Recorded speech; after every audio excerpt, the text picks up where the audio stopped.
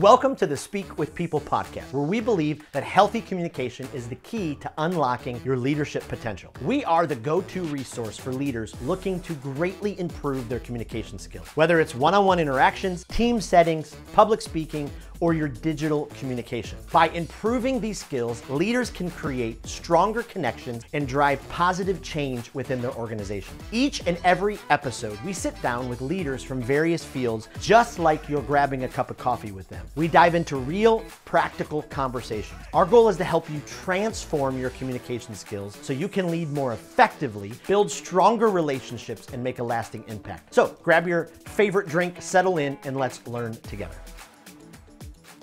Well, have you ever thought, how can I make my life easier? I mean, there has to be a way that my work doesn't absolutely overshadow my personal life. Have you ever been there? You've brought work home 4 days in a row, 5 days, 7 days, 14. It just keeps going on. Well, today we're going to dive into all of this and more on the Speak with People podcast. And we're going to go from how we can ask, how do I get through this, to what can I get from this? And we're going to talk about our work-life balance. And honestly, can we make it easier? So whether you're leading a team, looking to change careers, trying to make sense of some of the chaos, we're going to have some incredible conversation today to kind of give you some strategies, help you unlock the potential and get to this place where your work-life balance is easier. Well, I am beyond thrilled today. I have followed Chris Westfall for a very long time. He's been on my dream list to invite to be on the podcast, and he responded back and said, yes, I believe. He's a world-class leadership coach. He's the author of Easier. We're going to talk about this book, and then he's the author of many other books. He's a regular contributor to Forbes. He's worked with lots of leaders, Fortune 500 companies. I'll let him tell you more. But Chris, thank you so much for being on the Speak with People podcast. Well, thanks for having me. It's an honor to be here, and I look forward to whatever we might discover inside this conversation. That's fantastic. We had a great conversation before I pressed record, and I'm looking forward to now with the record button. Could you, for our listeners, kind of take us back into your story a little bit? Who you are, what you do, what's kind of got you to this place? Well, sure. That's the question that you just asked me is actually a question that literally changed my life. And I'll tell you what I mean, because people are always asking me, tell me your story. How did you get to be where you are and that sort of thing? And Yep. When people ask that question, the way that you respond to it in some circles can be called an elevator pitch or an elevator speech. And a few years back, I was recognized as the U.S. National Elevator Pitch Champion. So the way that I answered this question literally transformed my career, my impact, and the way that I communicate. And it was so funny. I entered a contest that I found out about on Twitter. A national contest, which is, of course, now X. So this was a few years back, but they were looking for someone who had the best elevator pitch in the country. And I thought, well, I'm just going to enter this contest and I'll see. With no expectations, nothing on it. And I had to get votes on social media. I recorded a video and people had to watch it, and I got votes on social media. And I actually came in second place in the competition, came in second place. And I thought, well, this is a great experience. And then the folks that put together this contest reached out to me. And it was kind of like an American Idol thing. They were like, look, second place in the voting, but first place with us. You are the U.S. National Elevator Pitch Champion. And I'm like, what does that even mean? My clients have been asking the same thing for years. No, but from recognition comes opportunity. And I had an opportunity to share my story around this 2-minute speech that I created on the front porch of my house and submitted to this national contest. And it really changed the game for me. So since that recognition, I have been in the same spirit of service that you are, helping people to communicate more effectively and to share the secrets that I discovered by learning, by experience, and by just experimentation and discovering what works.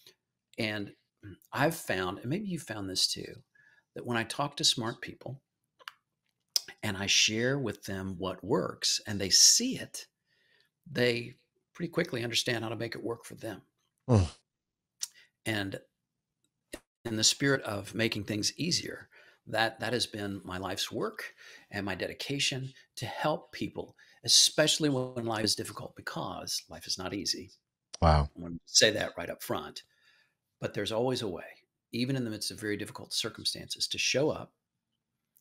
And when you show up with new possibilities, life gets easier, Yep. even in the midst of extreme difficulty. And that's really what easier is about. That's really what I'm about, is to help people to find a way to access new possibilities in the midst of difficulty.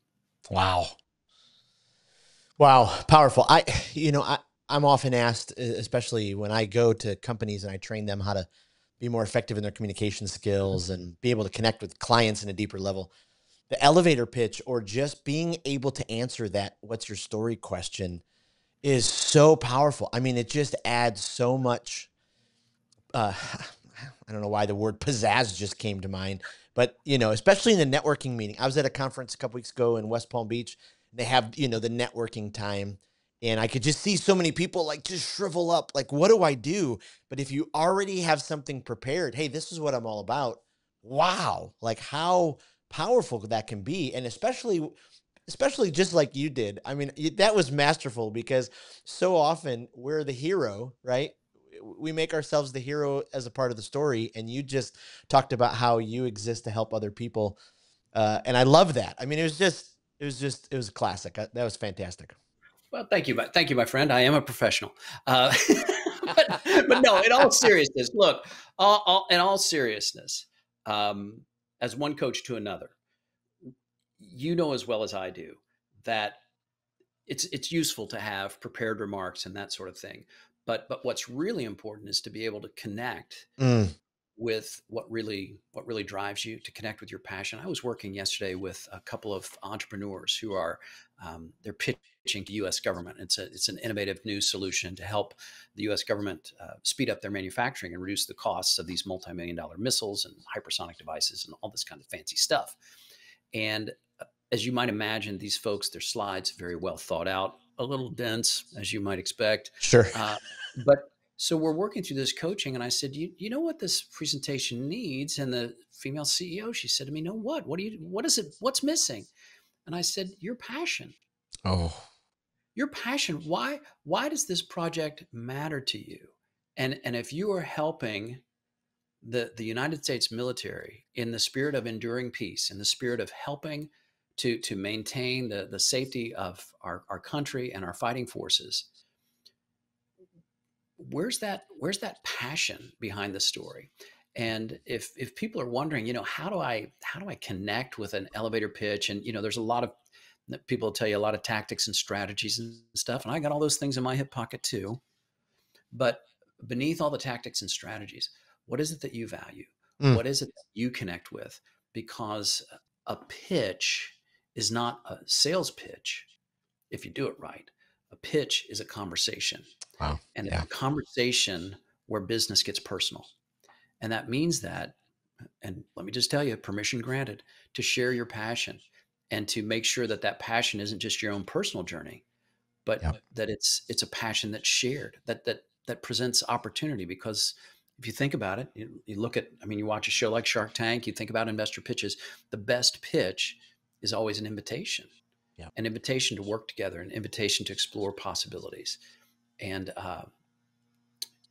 it's also interesting because people go, I don't like to talk about myself. I don't like to focus on myself.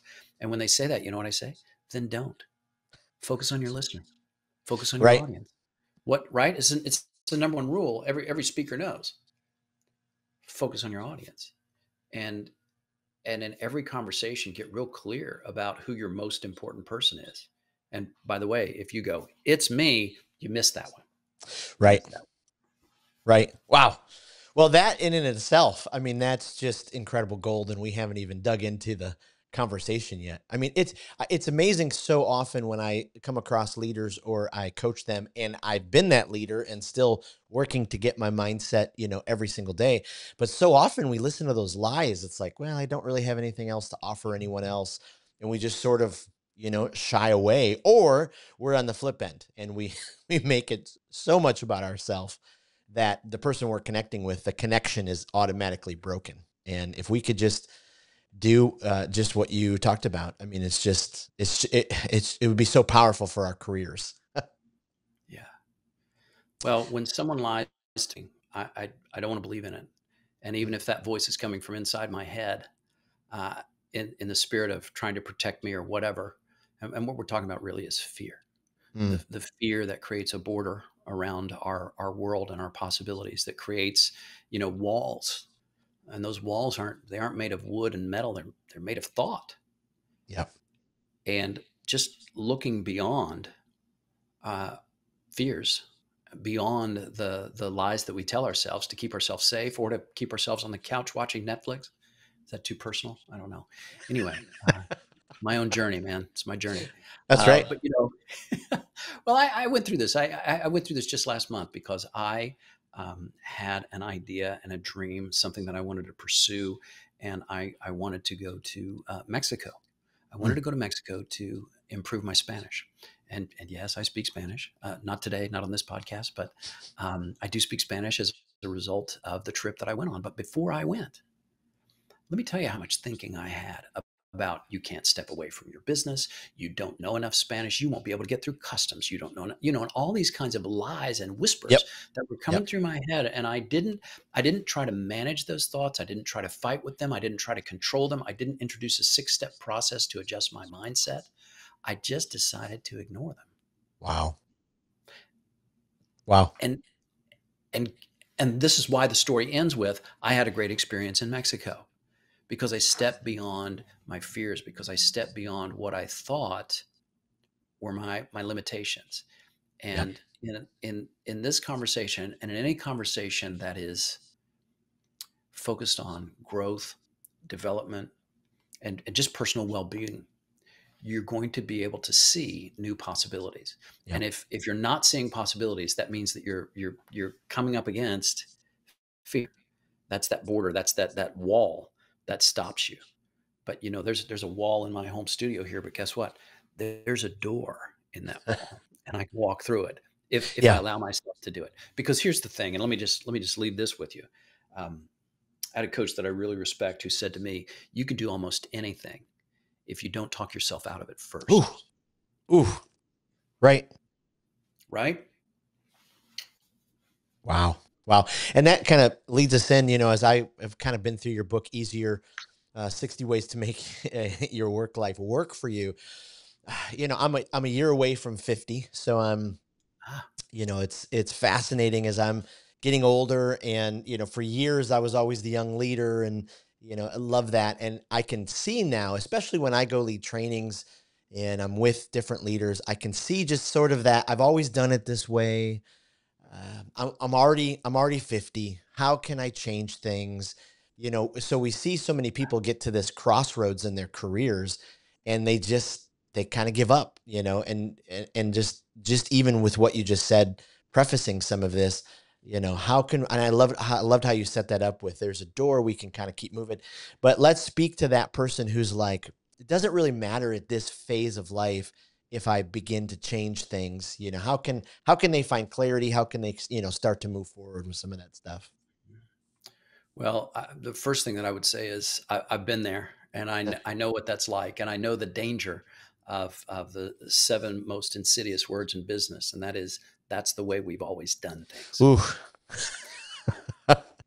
And when people come to me and they say that's just the way I am, which is a version of that's the way we've Yep. always done things, I know that I say this compassionately, that's not true. Mm. And the reason that I know that's not true is not because of some motivational mumbo jumbo. It's because of science. And the science that I look at was conducted. It was actually an experiment that was conducted at Harvard University by a Spanish professor and researcher who is still alive. His last name is Pascual Leone, I believe is how you say his name. And he did research into our ability to change and adapt. And this is a science experiment. Here's what he did. He took people who could see perfectly, 20/20 vision, and he blindfolded them.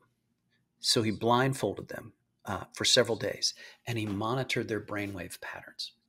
And what he noticed in their brainwave patterns was that their brains started to rewire themselves, that the part of their brain that handles eyesight changed so that when they touched things, it would activate that part of their brain, which, by the way, is how the blind read Braille. They touch it, and they see the letters in their mind's eye, if that makes sense. And the reason I'm sharing this with you about sighted people who are blindfolded is because in this study, Pascual Leone discovered that this change happens within 40 minutes. Wow.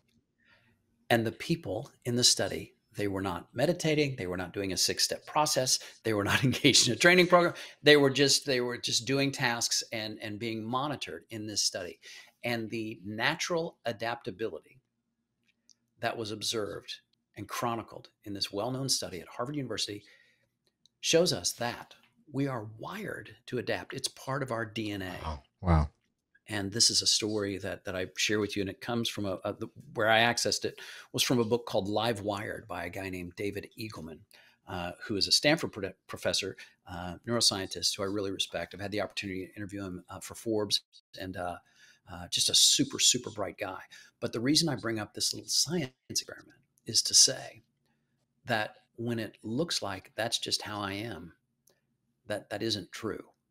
That people who have endured incredible loss, the loss of eyesight, for example, are able to overcome an extraordinary circumstance because the way that our brains are wired is actually quite ordinary. Wow. And this isn't a superhero story. This is a story about the way that you and I and every brain on this planet works. And look, I'm not a neuroscientist, but what I know is that people are able to adapt. And we often fall into the misunderstanding that says, I'm locked. I'm 50. I'm 60. I'm 40. I'm 22. And that's just the way that I am. Yep. Psychology today tells us that our personalities can change. Personality is an expression of preference, and those preferences can change. And so when I hear these challenges around adaptability, and I hear the stories, change is bad. I don't like change. I don't like uncertainty.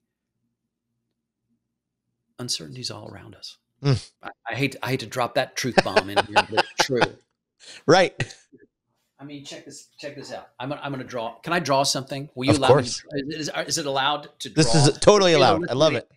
Everybody that's listening to the audio, they're like, "What?" And I'm missing this. Well, you need to watch. You have to go to the YouTube channel. Absolutely. Now, look at this right here. Oh, wait, I've got it upside down. Do you know what this is? This is a picture of the universe.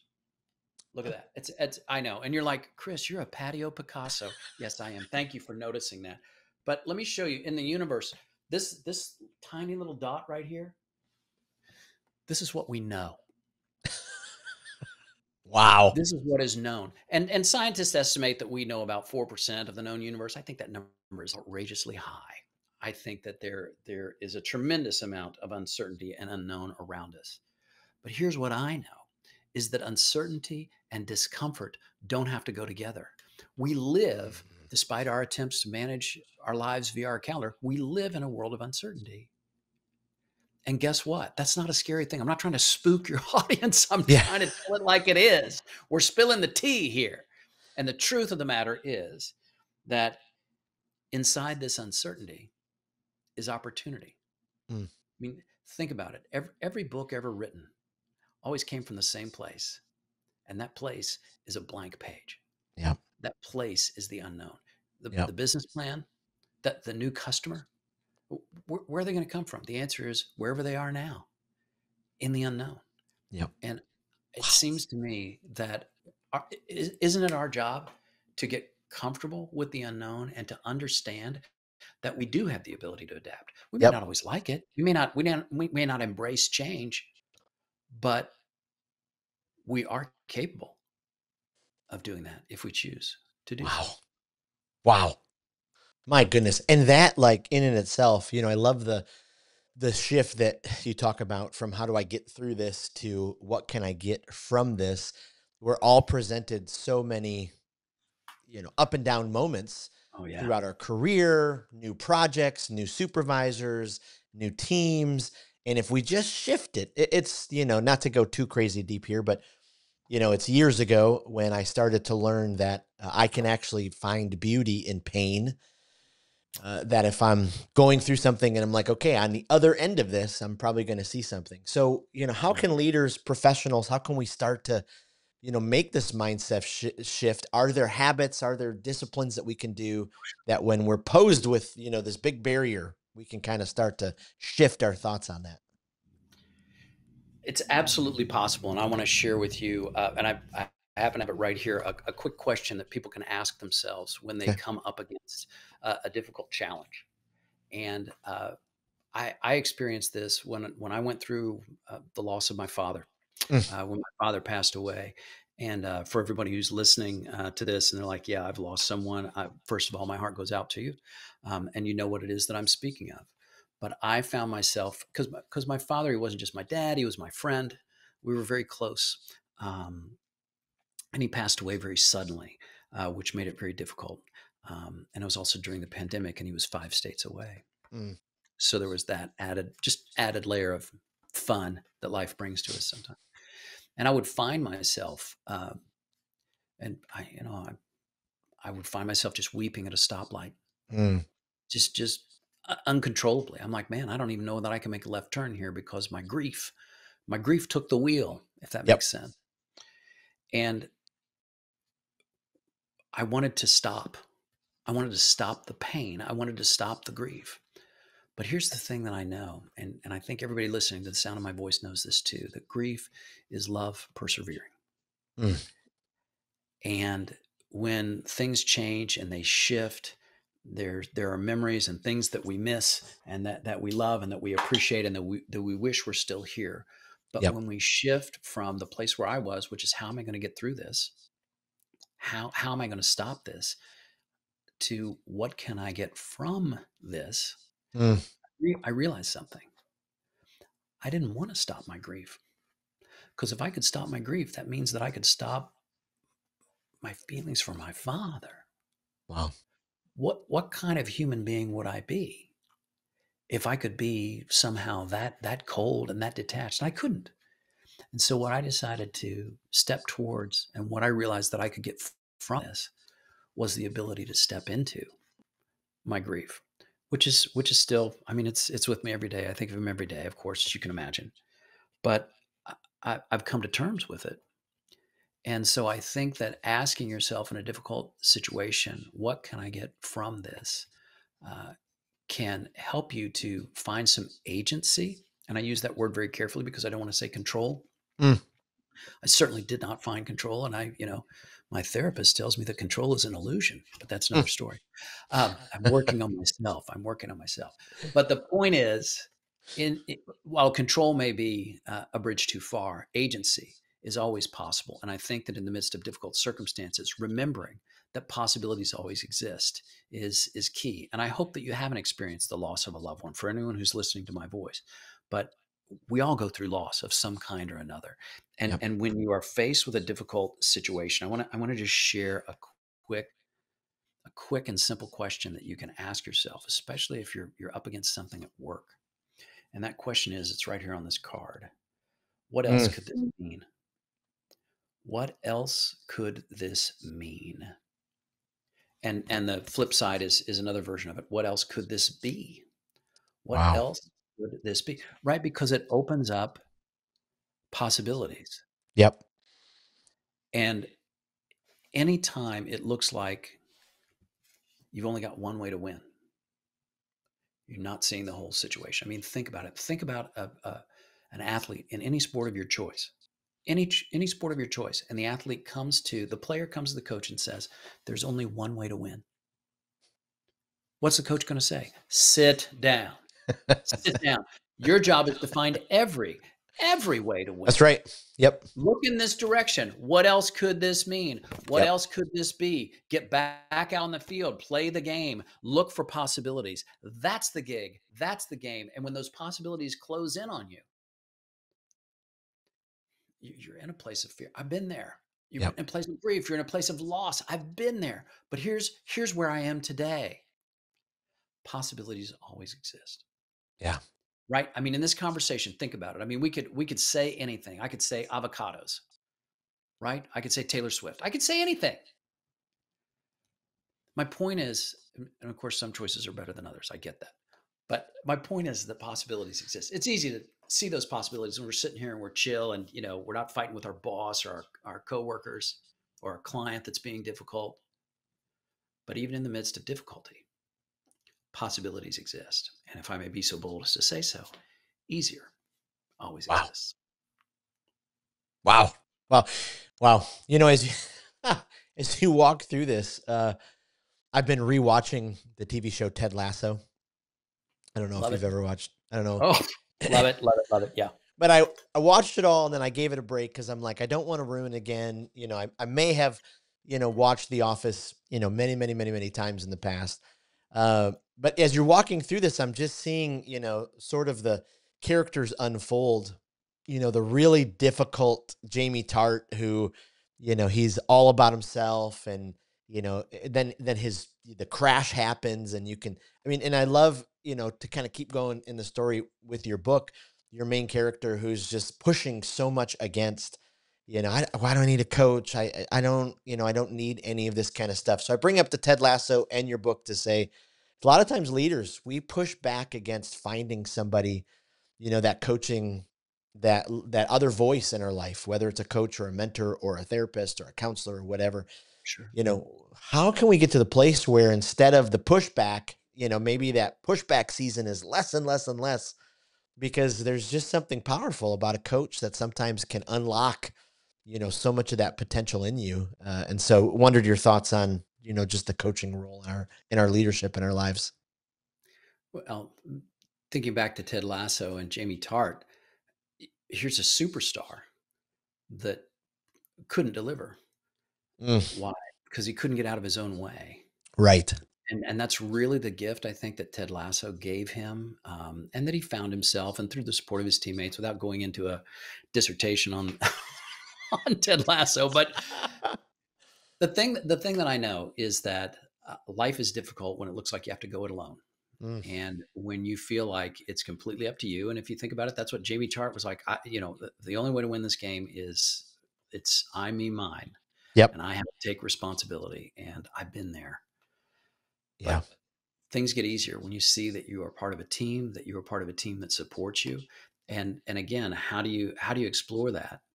Well, you look for possibilities. You look for new ways of showing up inside that team. And that's what a coach can bring you is a neutral, professional perspective that, unlike therapy, which focuses on the pains of the past and coming to terms with them, a coach is helping you to create the future. I had someone describe it to me like this, therapy follows the trail of tears. Coaching follows the trail of dreams. Whew. So, and this is something that's really powerful for my clients, because when they show up, that's what they're looking for. They're looking to create something in their lives that they aren't able to create for themselves. And they often feel like they're on an island. Wow. Right. So understanding that you don't have to go it alone is part of the value of coaching. And every superstar, fictional like Jamie Tart or real, in sports, in media, influencers on social media that I work with, political leaders, they have coaches. They have people around them that are supporting them and that are a part of their success. And if you don't have someone in your corner, life can look like a battle, and it's hard to make things easier on your own. But accessing easier for me, certainly in my experience of being coached, I didn't think I needed a coach. And the fact of the matter is that nobody does. Right. But it's odd that the people who really want to succeed find extreme value in it. Wow. because that's how it works. That's Yep. how it worked for Jamie Tart in the show. And that wasn't, I mean, the reason that fictional story resonates is because we can relate to it and we see it and we go, yeah, that's how it works. When you have a coach that cares about you and points you in a different direction and kind of just sort of gives you a gentle nudge and says, what your ego's telling you is not the whole truth. That can be a very powerful place. Wow. And quite frankly, the power of coaching. Wow. Wow. I think about one of the clients that I have right now, and they work in an office and kind of a mid-level, person. And they said something recently to me, and they said, this is all great and dandy, all of this stuff, but it's kind of a dog eat world where I'm at. Everybody's looking out for themselves. My managers feels like it's always trying to undermine, what I'm doing, trying to take credit. I'm like, wow, this is a rough situation. I wonder what your advice would be to people, leaders in that situation. Is it a continue to go against the grain and try to be the light in a dark situation? Is it to find a new culture? Is it to, take your time and, try to hope that a new day would come? Because I find that question a lot from folks, especially with their work-life balance, because then when their work culture is toxic, they bring it home and it's just, it mucks up everything. So I'm super, super curious how you would, direct them. Well, first of all, I would say I've been there. I know what it's like. I just wrapped up a ghostwriting assignment. I'm a ghostwriter and I do work for hire for authors, and it's all about toxic leadership. Oof. So I've spent 3 months on this topic, and also in my career, I've had some experience with what you're talking about. But when a client shows up and offers an explanation of what's going on, I ask a simple 3-word question, and I don't know if these cards are effective or not, but I've got them sitting here on my desk, so I'll share it with you. And it's this: is that true? Oh, The only way out of this is I got to quit. This toxic leadership. There's only one way out, and that's only one way to win. And there we are again. We're in a box yep.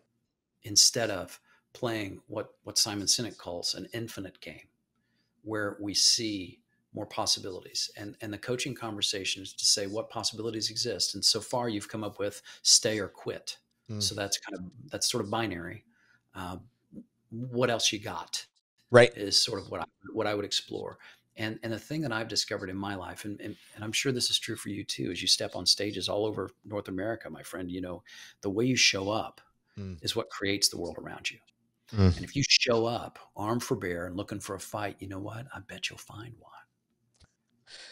Wow. Wow. Possibilities is the key to unlocking that box that you're inside of. And I'm not trying to spray sunshine and be like, quitting is a bad idea. Sometimes leaving is the only option. Yep. But before you get to that place, Yep. doesn't it make sense to see if you can show up differently? Doesn't it make sense that possibilities exist? Maybe you haven't seen them yet. Maybe, but they're there. Yep. And it's that discovery that's so crucial to not only your career but to your sanity. Right.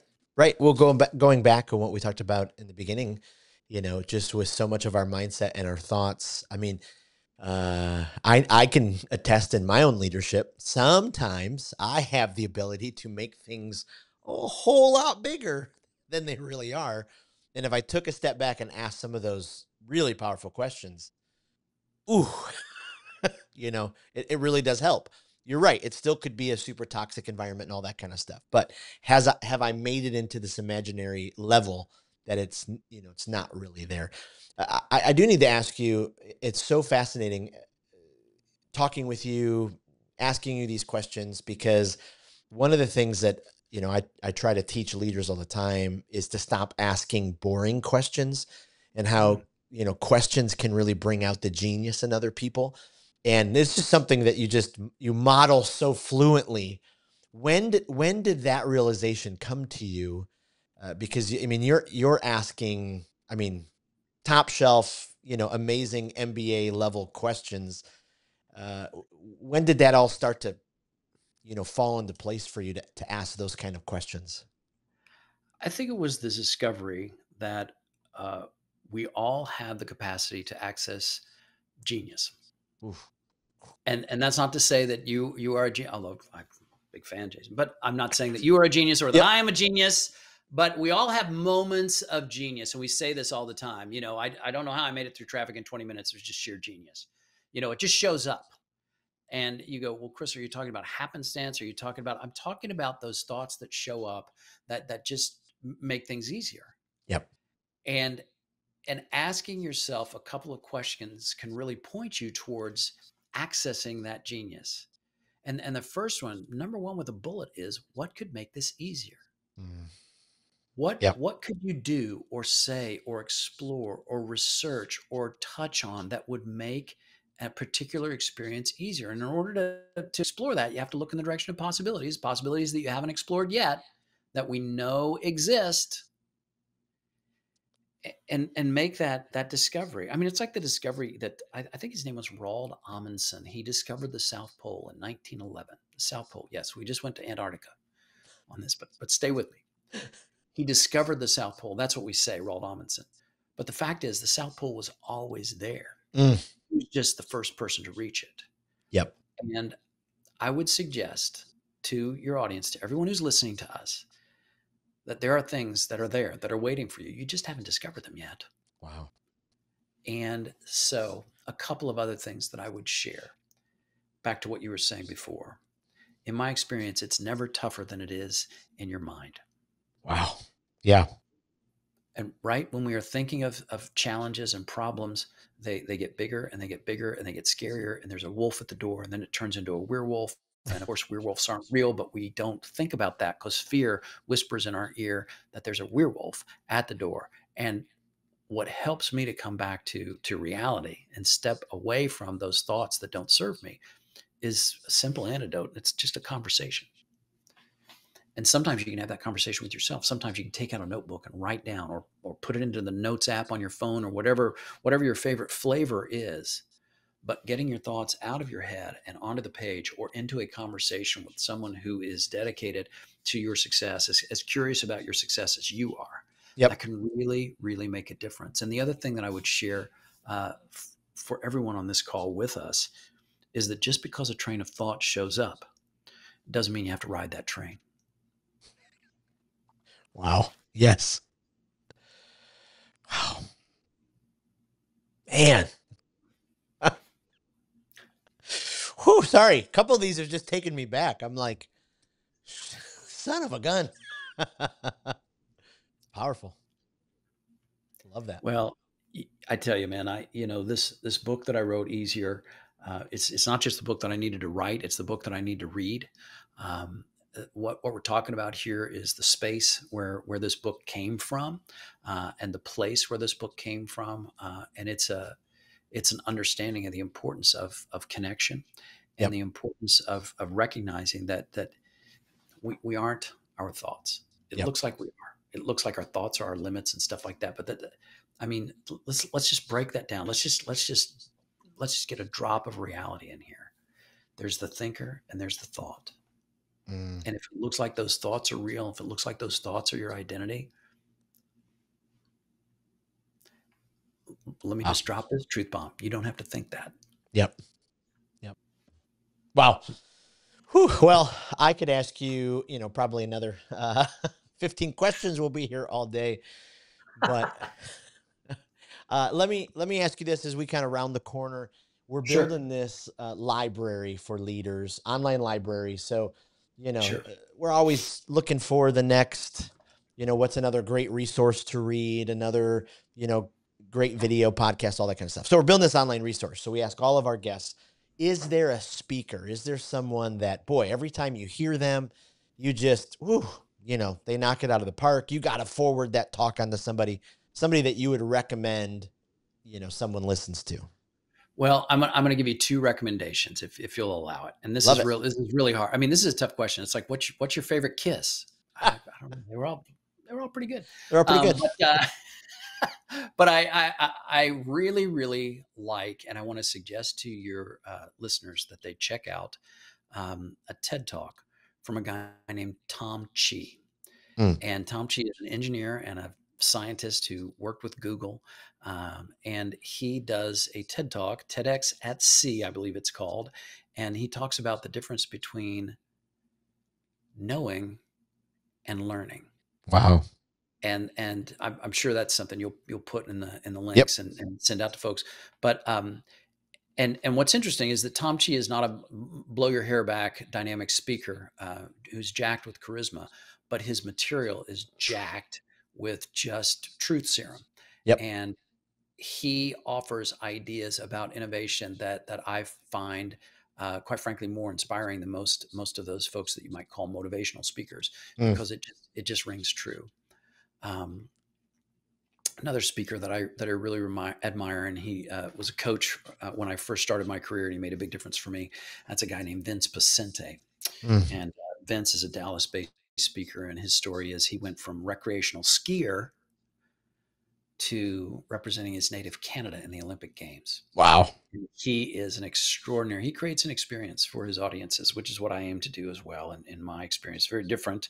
I wasn't in the Olympics like Vince, but just a terrific guy and a really dynamic speaker. So those are a couple recommendations. I've got a lot more, but that's I love it.